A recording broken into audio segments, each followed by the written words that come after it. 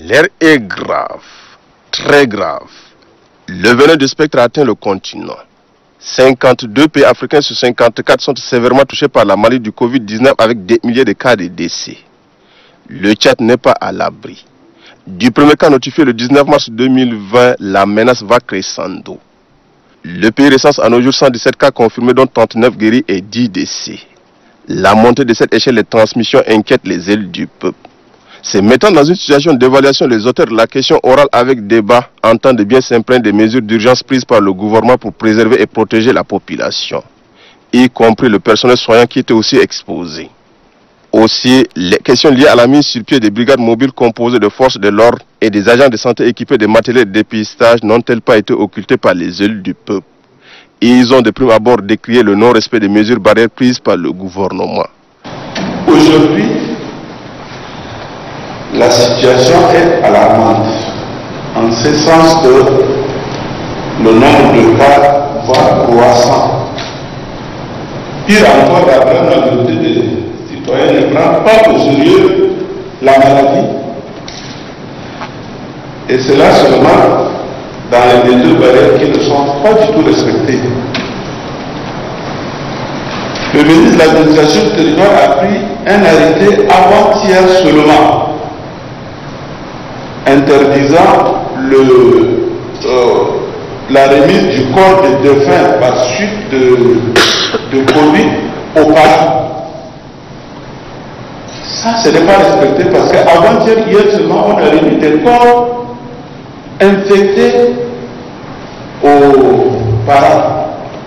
Vous savez ce que cela va engendrer comme contamination. Nous assistons à un incivisme généralisé où les Tchadiens ne suivent pas les directives gouvernementales. Vous savez, les décès, les enterrements, ce qui se passe aujourd'hui, sans précaution, dans l'anarchie la plus totale. Et même de l'assistance aux personnes confinées, de rassemblements sans précaution. Le corps médical chargé de prise en charge est lourdement frappé au gouverneur de Médine-Gounal. Et rien ne laisse présager qu'ils seront mieux protégés. Je vous invite, monsieur le ministre, à vraiment, avec votre personnel, avec vos techniciens, mettre beaucoup plus l'accent en parlant de contamination communautaire pour vraiment à temps nous équiper de l'essentiel pour qu'on puisse réduire au maximum les chances, ou je ne sais pas, réduire au maximum les risques à notre population.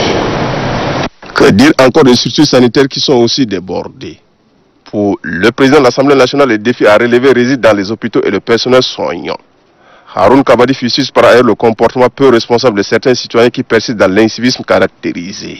Quand vous allez au marché de DB ou tout ça, on dirait que c'est des mouches. Les gens sont entremêlés les uns les autres. Ils ne respectent rien du tout. Ils ne respectent absolument rien. C'est-à-dire qu'une seule personne peut contaminer, je ne sais pas, des dizaines et des dizaines. Quelqu'un qui ne respecte pas, qui laisse 10 personnes rentrer dans sa petite boîte de magasin là, et il faut lui fermer son magasin. C'est tout. Tu lui fermes son magasin. Tu dois lui dire qu'il n'y a que 2 personnes, 3 personnes qui doivent rentrer, point. Si tu fais rentrer 10, on ferme ton magasin pour une semaine. Il comprendra très vite de quoi il s'agit. Haroun Kabadi appelle en outre à la vigilance, à la discipline, à la conscience individuelle et collective pour lutter efficacement contre la maladie du Covid-19. Le ministère de la Santé publique a commencé à travailler pour faire face à cette épidémie depuis 3 janvier 2020, car l'OMS alertait le monde par rapport à une pneumonie atypique dans la ville de Lyon en Chine. Les activités de la surveillance épidémiologique ont dès lors été renforcée sur les 9 points d'entrée identifiés au niveau de notre pays. Puis, le 25 janvier 2020, dans un acte, le ministère de la Santé publique a mis en place une coordination de surveillance composée des équipements de surveillance, d'investigation, des contrôles des points d'entrée et de suivi des mises en quarantaine des personnes suspectes.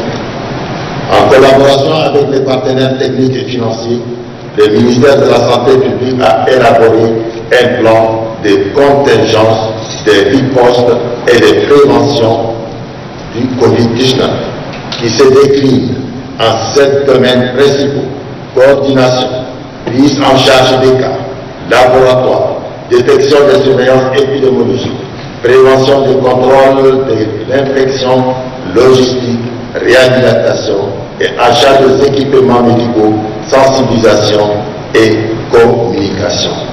Les différentes unités travaillent sans relâche avec beaucoup de détermination, ce qui a permis de détecter rapidement les premiers cas, de maîtriser et de rompre la chaîne de communication.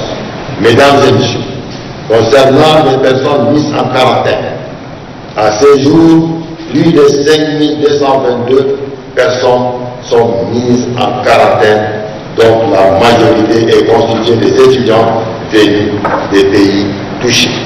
Cameroun principalement est réparti dans 12 provinces: Lac-Tchad, le Gon-Oyanga, le Gon-Occidental, Moyen-Kébi Est, Moyen-Kébi Ouest, Ouaddaï, Ouadifira, Salama, N'Djamena, Bata, Moyen-Chali, Kané.